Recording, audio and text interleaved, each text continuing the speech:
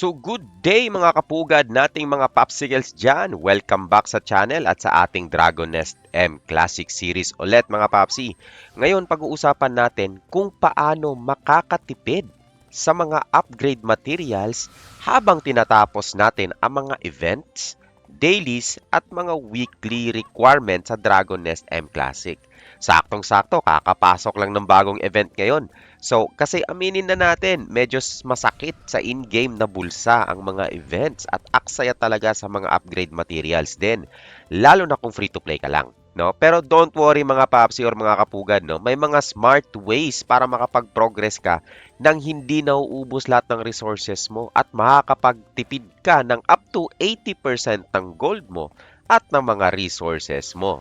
At the same time, matatapos mo yung mga events, mga papsi, na sabi ko nga, tipid na tipid, mga paps.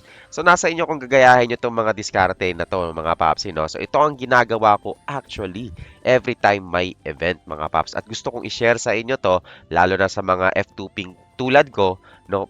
Para makahabol tayo ng unti lang yung ginagastos natin sa mga in-game currency. So, tara mga papsi, pero bago natin simulan mga papsi, pasok muna natin ang intro mga paps. Hi, I'm Papi Labs. I create gaming content based on my own experiences while sharing tips and guides as I progress through the game. Don't forget to subscribe and hit that notification bell so you won't miss any of my adventures. I'd like to hear your suggestions and insights and feel free to leave them in the comment section. At syempre, bago ang lahat, shoutout, timeout muna sa mga kapugads natin na si Kibuloy, no? Si Ohana, at saka si Calix Pogi na nakasabay ko po sa mga run. Mapa-abyss man yan or nest, no? Maraming salamat. At sabi ko nga po, pag may nakarecognize po sa atin sa during mga runs, mga paps, no? Sinashoutout ko po talaga yan. Maraming salamat sa inyo mga papsi. Ayun mga paps, so simulan muna natin sa madali ang daily quests, no? So, sobrang sinasuggest kong tapusin nyo lagi itong mga quest na to, mga kapugad. Palit-ulit lang siya. Palit-ulit na yung dailies na yan, no? So, number 1 is spend 1,000 gold, no? Number 2, 500 fatigue, no? Yan yung mga kailangan mong tapusin, no? Number 3, kailangan nyo i-clear ang chaos 1 time. Number 4, enhance item 1 time. At number 5, mag-synthesize kayo ng kahit anong tier ng heraldries, mga papsi. Ayun, so pagdating naman sa mga rewards mga papsi, ang rewards nyo sa dailies, ito lang yung makukuha nyo dyan, no? Pero malaking bagay ito kapag naiipon nyo araw-araw. 5 goddess teardrop, 1,000 gold. So, ibabalik lang din yung 1,000 gold na ginastos nyo mga papsi, no? Makakakuha din kayo ng tier C na heraldry, no, na pwede nyo gamitin pang synthesize, 10 potential ore, 12 chaos keys, at isang activity selection pack na pwede kayo makakuha ng Berlin's Forge at iba't iba pa. So, ipapakita ko dito kung ano yung mga magaganda dito sa rewards na to, mga papsi, no? Sa mga rewards na to, ano ba ang pwede mong gamitin na pambili galing sa dailies, no? May dalawang item kayo dito, papsi, na pwedeng maging currency. Number 1 dyan ay ang Goddess Teardrop. Saan ba ginagamit ang Goddess Teardrop, mga papsi? May 4 na bagay kang pwedeng paggamitan ng Goddess Teardrop, mga papsi, no? Number 1, pambili ng celebration coupon na pwede mong pang-roll para makakuha ka ng mga costume, no? Isang beses mo pwedeng gawin yun sa isang week, mga papsi. Pwede mong bilhin yan. Number 2, pambili ng elite costume package na may set na stats, mga paps. So, pag-ipunan nyo muna to sa suggestion ko, mga papsi, no? Kasi may set to na ibibigay sa inyo. Number 3, pwede kang bumili ng wolf mount dito, mga papsi, no? So, tingnan nyo na lang yung pwede nyong bilhin, mga paps. Pero ito yung mga pwede nyong bilhin nga dito, no? Number 4 is Tier A heraldries, no? Walang limit yon. So, ako, papsi, ang binibili ko dyan, number 1, ang una kong binili dyan, yung costume set. Binili ko muna yon para makompleto ko. Isang beses ko lang yun binili. Pangalawa is binili ko rin yung mount kasi gusto ko, wala kasi akong magandang mount eh. Binili ko yon, pero nasa inyo kung gagawin yung dalawang yon. Pero yung costume, mga paps, I suggest bilhin nyo yon. May dagdag stats yon dahil sa costume set. Tapos lahat ng mga Goddess Teardrop ko, papsi, no, napupunta lang yan sa dalawang bagay. Weekly, pambili ng Goddess ng celebration coupon para pang-roll ng ating mga costume at pangbili ng Tier A heraldries yung the rest, mga papsi, no. Ginagamit ko pang-roll yon. Hindi nga lang yung tradable, no. So, soul-bound yon. Okay, next is, so yun yung suggestion ko doon, no, sa Goddess Teardrop, mga papsi. It's either heralds or yung celebration coupon kapag nakuha mo na yung costume. Now, number 2 mga papsi is makakakuha ka ng activity selection pack. Selection to. So, mamimili ka, it's either gusto mo ng 2 Berlin's Forge, 8 pet food, 4 na Tier B Heraldry, which is very helpful, no? 2 Core of Shadow, 20 Potential Ore, at 20 Power Stones. So, sa listahan na to mga papsi, no, ang lagi kong pinipili dito mga papsi is 2 lang. Okay? Berlin's Forge, tsaka Tier B Heraldry. Diyan lang ako naglalaro. Pero nasa sa inyo kung anong pipiliin nyo. Depende sa needs ng materials yung mga papsi. No, alam ko na maliitan lang to sa dailies mga paps, no? Pero naiipon yan nang hindi mo namamalayan. Okay? So, again, ang suggestion ko dito is Berlin's Forge tsaka Heralds, no? Okay, so ano naman ang mga tips na may bibigay ko sa inyo sa dailies mga papsi? At dahil nga tayo ay matipuno, puno ng tips mga papsi, hindi puno ng muscles, matipuno. So, tips lang ibibigay ko sa inyo, wala akong muscle, no? Okay, tip number 1 sa dailies mga papsi, no? If masyado ng mahal ang enhancement at di na kaya ng budget at mababa na ang chance sa pag-i-enhance, no? Pwede kayong bumili ng Corins Tier D equipment tulad ng nasa screen ngayon, no? At yun yung i-enhance nyo. Babalik yung materials after nyo i-dismantle niyan. 100% pa ang success rate niyan. Pwede mo ding, sabi ko nga, pwede mong i-disassemble yan at babalik ang materials na ginagamit mo. Pati na ang gold up to +3 mga papsi, no? At tipid tips number 2 mga papsi, no? Pagdating naman sa main equipment nyo, wag kang mag-enhance ng higher enhancement level sa main equipment mo. Example, +8 above, no? Or yun, usually +8 above. Kasi sobrang mahal na niyan. At wag kang mag-enhance na hindi gumagamit ng Berlin's Forge. Alam nyo kung bakit? Pero unless marami kang gold tsaka resources. Kasi kung hindi ka gagamit ng Berlin's Forge mga papsi, unang-una, mas mababa ang bigay na chance noon at mas mababa ang recharge progression na binibigay. Pero same lang ang gastos mo, mapaparami ka pa actually.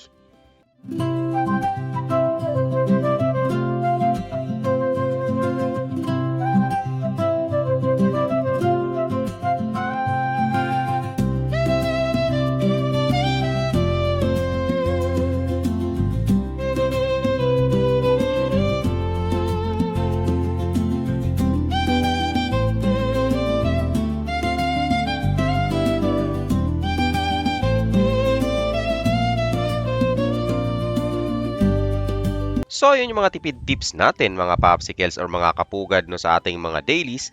Ngayon, tingnan naman natin kung ano yung mga pwede nating gawin at makuha pagdating naman sa mga weeklies, mga popsi. Okay, so sa mga weekly quest naman, mga popsi, no? So, meron lang naman yan, mga simple lang din naman yan, no? Log in ka lang ng 5 times, no? Sa isang beses per day lang, mga popsi, no? Then, clear mo lang any nest, mga pops. After that, mag-clear ka lang ng kahit isang theme park mga papsi, no? Pero maganda gawin mo parehas, boss rush, tsaka treacherous path. Tapos mag-enhance ka ng item 10 times. Now, the same na enhancement trick lang din ang gagamitin nyo doon sa weeklies mga papsi, no? So, enhance mo lang yan tuloy-tuloy. Next is, mag-clear ka ng abyss, no? Na isang beses lang, no? I think yun lang mga papsi, no? And then, itong dalawang to, optional to mga papsi, no? Yung Dark Banquet, no? Wala ka kasing activity progression dito, no? Pero may gold kang makukuha dito pag matapos mo yon. Meron din tayong Hatred Pirandello, pwede mong gawin yon mga papsi, no? So, meron ka ring makuhang Core of Shadow doon. Pero, hindi ko pinaprioritize yan mga papsi. So, ang pinaprioritize ko lang doon is yung unang 5, no? Yung login 5 times, clear any nest, clear theme park, tsaka enhance 10 times. Ayun lang mga paps. Pagdating naman sa ating mga weekly rewards mga popsicles, meron kang 3,000 gold na makuha dyan, no? Mayroon ka ring Tier B na Heraldry, 100 Power Stones, isang Berlin Forge at Celebration Coupon, isa.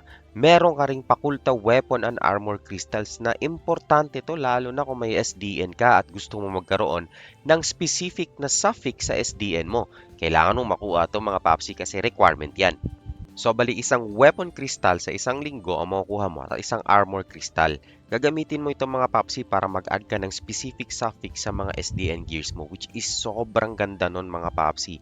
no? So, I recommend na kunin nyo talaga to per week kasi di mo alam kung alin sa mga SDN gears mo ang merong suffix o wala kapag nagka-craft ka. So, magandang addition to mga paps. So, wala ka naman magamit ng mga pambili galing dito sa weekly mga papsi, maliban lang din sa Goddess Teardrop, which is same lang din ang application yan sa mga dailies natin na nabanggit ko kanina, no? Lahat dito para sa akin, mga papsi, no, is importante. Pero ang napaka-iconic para sa akin dito talaga, ay, not sure kung iconic talaga ang term doon, no? Pero ang para sa akin, ang pa-prioritize ko baga, is yung Berlin's Forge, yung Coupon, tsaka yung Pakulta. Yun lang yung mga parang iconic talaga dito mga papsi. The rest pwede nyong gawin kung gusto nyo kunin yung gold, tsaka core of shadow mga papsi. Pasok na pasok yan, nasa inyo yan. Pero for me, parang ang time consuming na niya mga popsicles. Ang sa akin lang gusto ko makuha yung mga rewards na nandun sa taas. Pero maganda din kunin yung mga nasa hatred, tsaka sa banquet mga papsi kasi may gold, no? So ito naman tayo sa tips natin mga papsi, no? So tip number 1 pagdating naman sa weeklies mga paps, no? Di mo kailangan tapusin nga lahat ng nasa weekly mga paps, no? Need mo lang tapusin yung may mga points sa activity, meaning yung zero activity points dyan, no? Pwede nyo hindi gawin yan. Walang bearing yan sa weekly contribution nyo, no? Pero meron nga lang kayong gold tsaka core of shadows na reward. Yun yung maganda doon. Tip number 2 mga papsi, yung enhance na 10 times, no? Pwede mo lang yan tapusin agad tulad ng trick or enhancement trick na na-mention ko sa dailies natin. Same lang ang gagawin nyo doon. Bumili lang kayo na 4 na Corin's weapon tapos i-enhance nyo up into plus 3, no? Tatlong plus 3 tapos isang plus 1 and then i-disassemble nyo, paps. Babalik lahat ng resource nyo doon mga popsicles, no? Ganun lang yun. Para kang walang ginastos, kumita ka pa ng 3K, di ba? So, ganun lang siya mga paps, no? So, ayun. Next is pag-usapan naman natin kung ano naman yung sa events, no? Now, in general to mga paps, hindi to sa specific sa event na bago ngayon, kundi in general to sa event, no? Kung paano nyo siya didiskartehan. Kasi halos lahat ng events naman pare-parehas lang yung mga quest eh. So tara, doon naman tayo.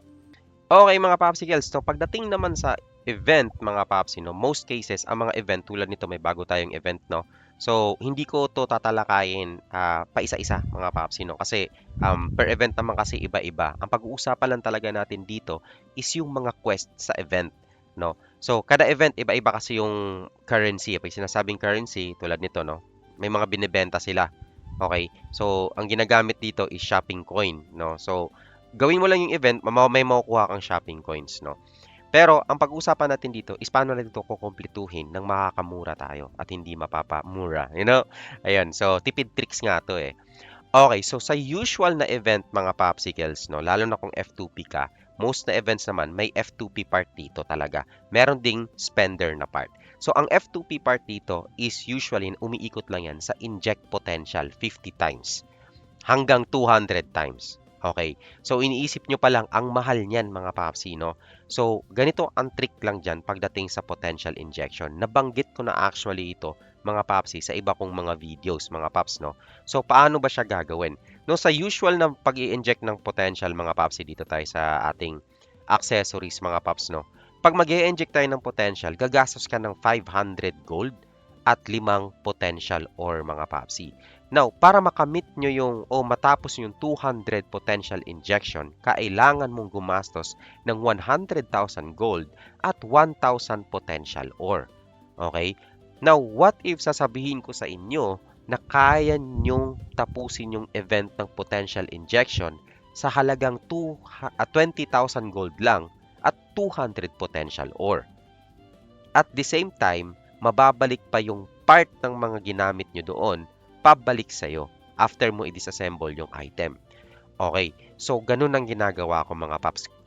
Ngayon, kaya ako natatapos yung mga events ng medyo easy breezy lang mga paps, no? Dahil doon, kahit wala akong gold.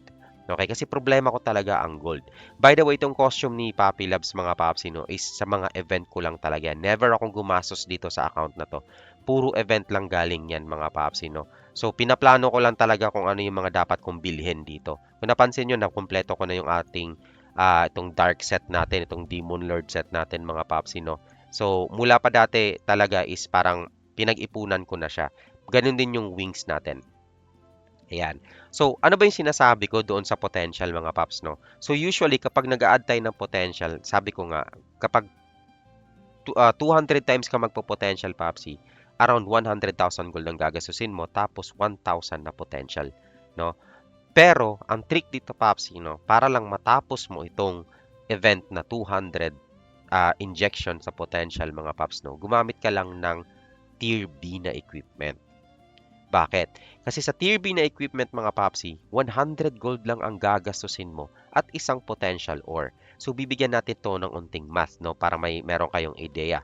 Kung dito ka sa equipment na to, magto 200 potential injection, mga Papsi, gagastos ka ng 100,000 gold at 1,000 potential ore.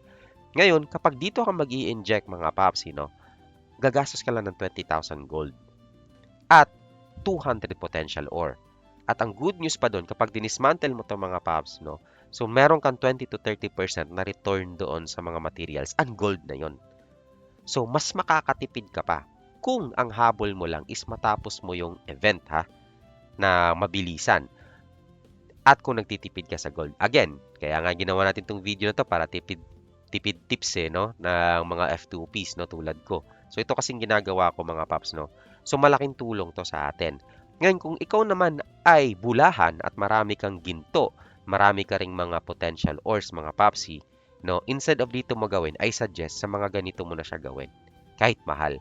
Bakit? Kasi meron kasi tayong tinatawag na potential application, eh.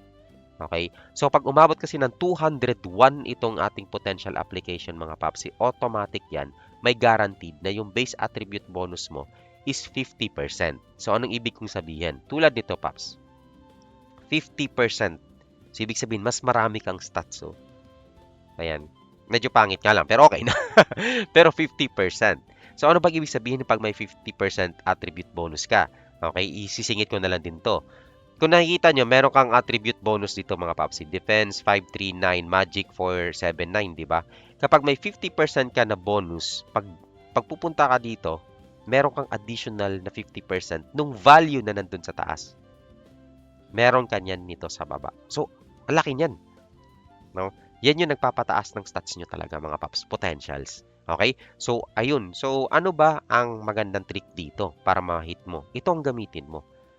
Gagastos ka lang ng 1 na potential ore tapos 100 gold pagdating sa potential application, mga Paps. So, next naman, Paps, paano naman ito tatapusin itong synthesized Tier A heraldries ng mga Papsi? Actually, hindi to madali, mga Paps, no?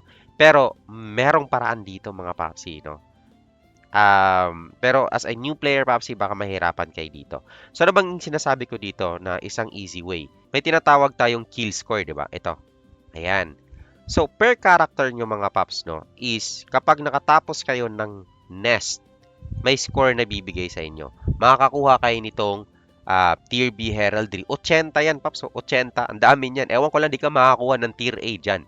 So, para makuha mo tong 80 na to, mga Paps, kailangan mo lang makatapos ng 3 normal na Apocalypse at 3 normal na Manticore. Kuha mo na to. Para makuha mo tong Tier A palalo, no, 12 na Tier A yan, mga Paps, no. Actually, sa pinakadulo, hanggang pinakadulo na pag-usapan natin, mga Paps, no.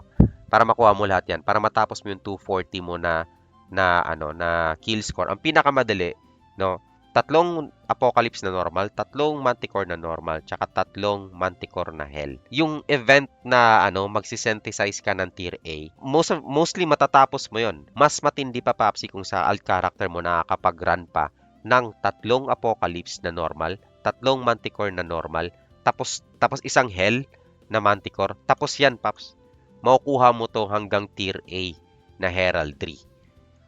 At ang kagandahan doon, Papsi, is matatransfer mo yan sa main character mo.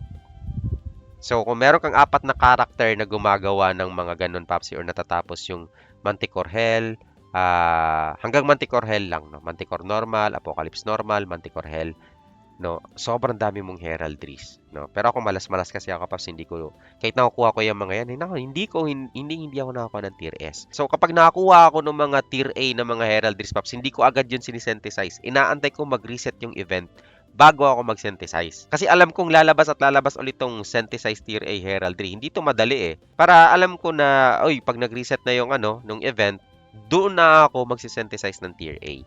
Galing sa mga alternate characters ko para matapos ko agad to. Okay? So, the rest is basic na lang to, mga Papsi. Ayan, no? Clear Chaos, Clear Abyss, gawin nyo yan. Ang tricky lang actually dito is yung SDN, na medyo hindi natin matatapos yan, no? Ayun, yun lang mga kapugad, no? Kung gusto mong lumakas ng hindi nauubos ang materials at gold mo or tipid-tipid din kahit papaano, sundin mo lang tong mga tipid tricks na to mga paps, no? Kung may sarili kang strategy para makatipid, i-comment mo sa baba, papsi, para mapag-usapan at makita naman ng mga kapugad natin, mga paps, no? So don't forget to like, share, and subscribe kung gusto mo pang ng mga ganitong klaseng content, mga papsi, no? Sa mga nag-aantay na mga level 50 class showcase natin, mga paps, no? Pasensya na, nagpapa-level talaga ako ng mga classes. Wala kasi ako mahiraman eh. At kaka-recover lang din natin nung galing sa malakas na bagyo. May bagyo na naman paparating, mga paps, no? So, yun lang. Ingat kayo dyan, mga paps, dyan sa Luzon, no? At paglaban natin ng Sierra Madre, mga paps. Ako nga pala si Papi Labs, ang F2 Ping Tito Gamer na tambay sa Prairie Town. Play smart, farm hard, and see you in the next video, mga papsi.